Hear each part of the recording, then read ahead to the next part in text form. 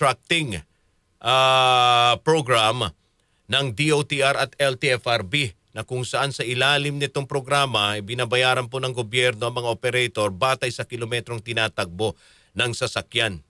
Ngunit may mga grupo rito ang hindi po sumasang-ayon. Pero natapos na po ito at ang susunod na mga ipapatupad yung 10 pesos na fuel subsidy na may ilang mga grupo din na hindi din pumapaborito.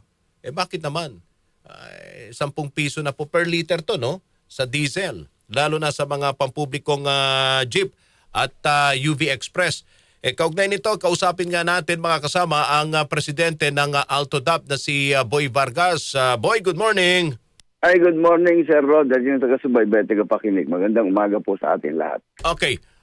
Una ka, Boy, gusto ko lang kumustahin ang inyo pong mga miyembrong tsuper kung ang naging resulta nitong service contracting program ng DOTR at LTFRB. Nakatulong ho ba ito sa inyo pong mga tsuper?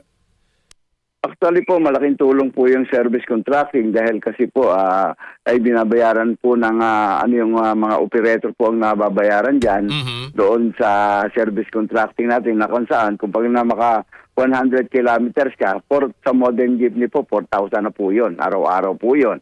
At kung traditional jeep po, 3,000 po. Yung 3,000 ka, Boy, yun na yung take home nila. Malinis na yung kita sa operator nila. po yun na, opo. Take home na po na operator yon na kung halimbawa po kay boundary yan or bababaan nyo po yung boundary para po yung maiipon nyo, sa inyo na po pag nakuha nyo po yung sa operator na po yun. Pambili na po ng mga spare part, pyesa po yun. Yung boundary, yung kita. Kung, kasi pagpa-boundary po yung mga unit nyo, ang gagawin nyo po ay bababaan nyo po yung boundary. Dahil siyempre may makukuha naman po kayong araw-araw eh. Oo. At saka yung may diskwento at yung mga pasahero rito. Di ba? Tama po kayo. Yes po. Oo. Pero hindi lahat ng pasahero. Yung mga para sa senior lang ba? Sa studio, lahat ng pasahero? Hindi po. Lahat po ng pasahero yan eh. Dahil 20% po lahat ng pasahero hanggat hindi kayo nakaka 100 kilometers. Sir Rod, no?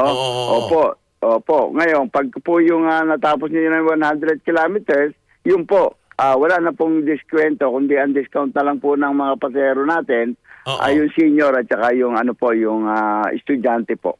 Well, marami ho bang mga tsuper na nakinabang rito?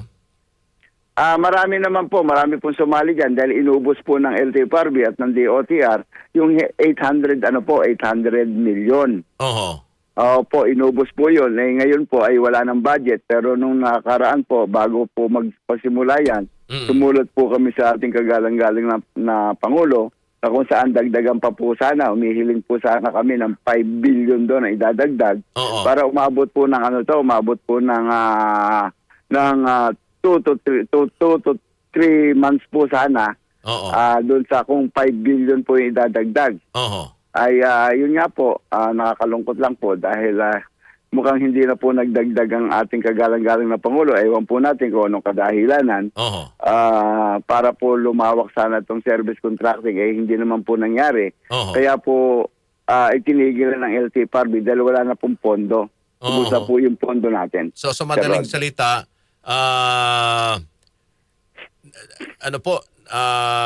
naging epektibo, no? Itong programa ng LTFRB at ng DOTR sa sitwasyon ng mga tsuper ngayon dahil sa krisis ng ng langis. Tama po kayo doon. Malaking tulong po yan dahil una rin po, meron pa rin po naman tulong din na kung saan may 10 pisong discount po yung ating mga oil companies. Pero gusto ko pang liwanagin na Sir Rod, yung pong 10 pisong yan, ang nagpondo rin po yan, LTFRB rin po ang nagpondo niyan. Opo. Yung 10 piso, pero ang isang masakit nga lang po, hindi naman po lahat ng mga oil companies, hindi naman po lahat ng lugar ay sumali rito. Ang nangyayari lang po, halimbawa, may isang lugar, halimbawa sa Marcos Highway, may isang sumali, yung mga iba po sasali na rin dahil hindi po sila kakargahan. Doon po magkakarga sa may 10 pesos discount. Oo. Yun po yung yun po yung mga nangyari kasi marami rin pong tawag sa akin na sabi nila sa mga probinsya hindi raw sumali nun sa 10 pesos discount. Ganito po. Opo, kasi limited lang po yung sumali doon eh. Yun po, Sir Rod. So ngayon tapos na itong programa. So balik uli sa dating sitwasyon. Tama po kayo. Mga tsuper.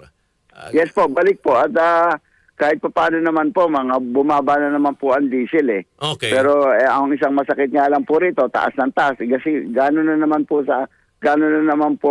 tataas ito sa ngayon dahil nangangapa pa po tayo sa nangangapa pa po tayo na linggo-linggo, minsan bababa, parang hindi po natin maintindihan kung ano po talaga yung katatakbuhan nitong natin eh. Itong diesel natin sa ngayon, no? Wala po tayong katiyakan hanggat may gera. Sa bagay po, hindi naman natin masisisi dahil unang-una po, ito nangyayari hindi naman po sa Pilipinas lang, buong bansa po ng yung pong mga karatig bansa natin ay kasama po rito. Buong mundo po ito nangyayari sa atin ngayon eh. Sir Rod, paano po ang gagawin natin, di ba? Itong 10 pesos fuel subsidy, hindi ba ito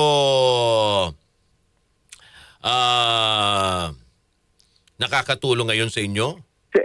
Sir Rod, malaking tulong din po ito dahil 10 piso po itong discount. Pag meron po kayong kakarga ng 10 piso, napakalaking bagay po nito. Okay. Kaya lang po rito, sana po kung talagang ito po yung itutuloy, ipamalit doon sa ating service contracting, ay sana po ay utusan na po ng kagalang-galing na Pangulo natin, lahat po ng mga oil company sumali rito dahil popondohan naman po ito eh. Hindi naman po ito yung ang pondo po ito manggagaling din sa DOTR o sa LTFRB po manggagaling din ito eh. At saka maganda na po yun para sa akin po, Sir Rod. Maganda na rin po yun parang hindi na kami parang ang driver na mamalimos nung nakaraan po. Makikita nyo, may mga namatay, may mga umaangal na hindi naman nakakakuha yung iba. Sa actually lang po, Sir Rod, marami rin pong hindi nakakuha dyan eh. Dahil kasi siyempre po, ikaw magtsatsaga ka sa init ng araw, no? Kung ikaw may sakit o may edad na, pipila ka pa ba dyan? Tama. No, Sir Rod? Kaya nga po sa akin, sa pananaw ko, maganda po ito kasi nangyari po ito sa panahon ni Presidente GMA na kung saan idinirekta po nilang inilagay sa mga oil companies yung pondo talaga na kung saan pag driver ka, talagang mapupunta po sa driver dahil sila po makikinabang, sila po magkakarga ng diesel eh. Sir Rod Kaya lang po may problema pa rin tayo dyan, Sir Rod. Ano yung problema, Kaboy? Ang problema po rin natin kasi dyan, meron po mga kooperatiba na may sariling gasolinahan. Paano po nila maaabil yun? Yung pong mga ibang kooperatiba na malalaki, mga iba po, talaga nagtayo po ng sariling gasolinahan. Yun po yung magiging siguro po dapat i-take up namin yan sa LTFRB o sa DOTR. Di ba, Sir Rod? Pero alam ba yan ng LTFRB? Alam nila yan ng LTFRB na may na may ganong problema ho kayo kaugnay ng ilang gasolinahan na ang pagmamay-ari ay yung mga kooperatiba na nag-ooperate ng ng mga pampublikong sasakyan. Siguro po, Sir Rod, makikipag-ugnayan po kung sa ating galing na chairman ng LTFRB na kung saan para po sabihin natin to, baka po akala niya pa ilan lang po ito pero marami pong mga na talaga nagtayo po ng sariling para doon po sa mga unit lang nila. Alam niyo, ito lang ang obserbasyon ko diyan, Kaboy, no. Kasi pag kayo ho ay in-interview, marami ho kayong mga mungkahi, mga nire-raise up na problema sa programa ng gobyerno na nakaambang ipatupad na. Okay? Ang tanong ko, hindi ba nagsasagawa ng consultation sa grupo po ng iba't ibang transportasyon na pampubliko bago gawin ng gobyerno yung mga gusto nilang gawing programa para naman ito mga benepisyaryo kayo din po eh. May mga ganun bang consultation? Actually, Sir Rod, in fairness naman po sa ating kagalang-galang na chairman ng LTFRB, Oo. na si Atty. Vigor Mendoza Diteke, na kung saan kumukonsulta po yan. Actually, lagi po kami tinatawagan yan. Oo. At kung meron pong papa-implement na mga gagawin siya, Oo. kinukonsulta po kami. Nakukonsulta po kami. At, kung may tapos consultation naman pala, Kaboy, bakit hindi po ninyo ito nire-raise up doon sa consultation? Hindi nyo po, ito may binabanggit ninyo. Ito mga ngayon sinasabi po ninyo mga problema ngayon. Ngayon po, iano na namin. Dahil kasi nung nakaraan naman po, yung mga may hindi po maano yun dahil may mga ayuda pa nga nangyayari po dati, di ba? Opo. Yung pong service contracting. Tapos meron pang 10 pesos discount. Kaya hindi po namin, pero sa ngayon po, kung talaga pong sasabihin nilang ipapa-implement nila itong 10 piso na discount sa mga oil companies, kailangan po nationwide pa-implement po ito. Pati po yung probinsya makinabang. Ay yun po yung gagawin namin ngayon na kami ni Paring Obet, kausapin po namin si Chairman Vigor para po masabi namin na dapat po paano po yung mga may mga sariling gasolina, dapat po bigyan din ng pondo yan kung may ano po, di ba? Para pakinabangan din po nila. Pero sa ngayon, kumusta ho ang sitwasyon ng ating mga tsuper?